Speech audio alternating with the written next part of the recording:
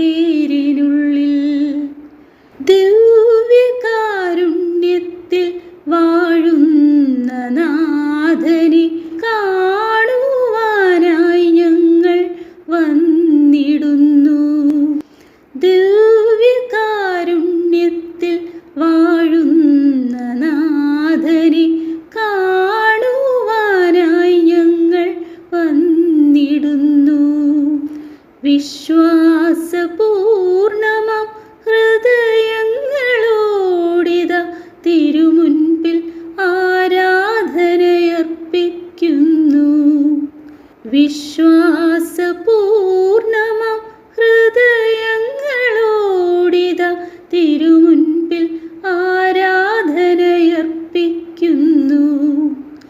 ദിവ്യകാരുണ്യത്തിൽ വാഴുന്ന നാഥനെ കാണുവാനായി ഞങ്ങൾ വന്നിടുന്നു. അധ്യായം 4. ക്രിസ്തുവിൻ്റെ ദാസന്മാരും ദൈവരഹസ്യങ്ങളുടെ കാര്യസ്ഥന്മാരുമായിട്ടാണ് ഞങ്ങളെ പരിഗണിക്കേണ്ടത്. കാര്യസ്ഥന്മാർക്ക് വിശ്വസ്തത കൂടിയേ തീരൂ.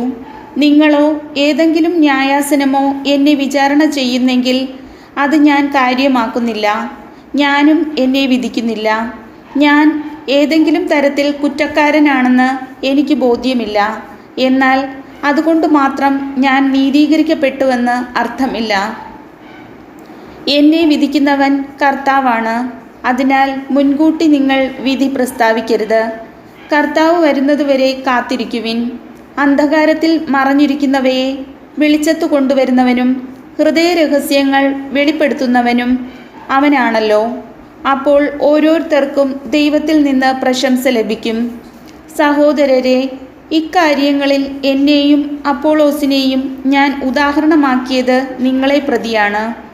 എഴുതപ്പെട്ടിരിക്കുന്നവയെ അതിലംഘിക്കാതിരിക്കാൻ നിങ്ങൾ ഞങ്ങളിൽ നിന്ന് പഠിക്കണമെന്നും ഓരോരുത്തരുടെ പക്ഷം പിടിച്ച് മറ്റുള്ളവർക്കെതിരായി ആരും അഹംഭാവം നടിക്കരുതെന്നും ഞങ്ങൾ ആഗ്രഹിക്കുന്നു. നിനക്ക് എന്തു പ്രത്യേക മാഹാത്മ്യമാണുള്ളത്? ദാനമായി ലഭിച്ചതല്ലാതെ നിനക്ക് എന്തുണ്ട്? എല്ലാം ദാനമായിരിക്കെ ദാനമല്ല എന്ന മട്ടിൽ എന്തിന് നീ അഹങ്കരിക്കുന്നു? ഇപ്പോൾ നിങ്ങൾ എല്ലാം തികഞ്ഞവരായെന്നോ? നിങ്ങൾ സമ്പന്നരായെന്നോ? ഞങ്ങളെ കൂടാതെ നിങ്ങൾ ഭരണം നടത്തി വരുന്നെന്നോ? ഞങ്ങളും പങ്കാളികളാകത്തക്ക വിധം നിങ്ങൾ ഭരിച്ചിരുന്നെങ്കിൽ. ദൈവം അപ്പോസ്തോലന്മാരായ ഞങ്ങളെ മരണത്തിന് വിധിക്കപ്പെട്ടവരെ പോലെ ഏറ്റവും അവസാനത്തെ നിരയിൽ പ്രദർശിപ്പിച്ചിരിക്കുന്നുവെന്ന് ഞാൻ വിചാരിക്കുന്നു.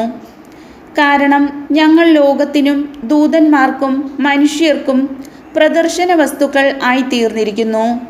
ഞങ്ങൾ ക്രിസ്തുവിനെ പ്രതി ഭോഷന്മാർ, നിങ്ങൾ ക്രിസ്തുവിൽ ജ്ഞാനികൾ. ഞങ്ങൾ ബലഹീനന്മാർ, നിങ്ങൾ ബലവാന്മാർ. നിങ്ങൾ ബഹുമാനിതർ, ഞങ്ങൾ അപമാനിതർ.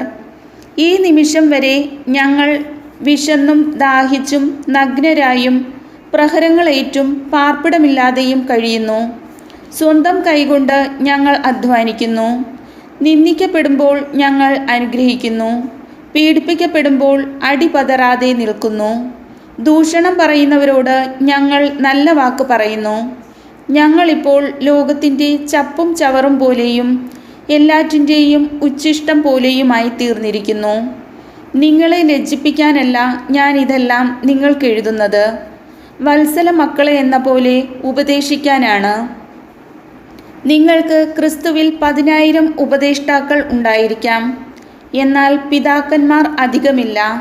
സുവിശേഷ പ്രസംഗം വഴി യേശു ക്രിസ്തുവിൽ നിങ്ങൾക്ക് ജന്മം നൽകിയത് ഞാനാണ്.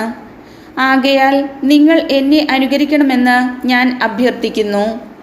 കർത്താവിൽ എൻ്റെ പ്രിയപുത്രനും വിശ്വസ്തനുമായ തിമോഥെയോസിനെ നിങ്ങളുടെ അടുത്തേക്ക് ഞാൻ അയച്ചത് എല്ലായിടത്തുമുള്ള എല്ലാ സഭകളിലും ഞാൻ അവരെ പഠിപ്പിച്ചു കൊണ്ടിരിക്കുന്നത് പോലെ ക്രിസ്തുവിലുള്ള എൻ്റെ മാർഗങ്ങൾ നിങ്ങളെയും അനുസ്മരിപ്പിക്കുവാനാണ്. ഞാൻ നിങ്ങളുടെ അടുത്തേക്ക് വരികയില്ലെന്ന് കരുതി നിങ്ങളിൽ ചിലർ ഔദ്ധത്യം ഭാവിക്കുന്നുണ്ട്. എന്നാൽ കർത്താവ് തിരുമനസ്സായാൽ ഞാൻ ഉടനെ തന്നെ അങ്ങോട്ട് വരും. അപ്പോൾ ആ ഉദ്ധതന്മാരുടെ വാക്കുകളല്ല ഞാൻ മനസ്സിലാക്കുക, അവരുടെ ശക്തിയാണ്. ദൈവരാജ്യം വാക്കുകളിലല്ല ശക്തിയിലാണ്. നിങ്ങൾക്ക് ഏതാണിഷ്ടം? നിങ്ങളുടെ അടുത്തേക്ക് ഞാൻ വടിയുമായി വരുന്നതോ സ്നേഹത്തോടും സൗമ്യതയോടും കൂടി വരുന്നതോ? കർത്താവിൻ്റെ വചനം.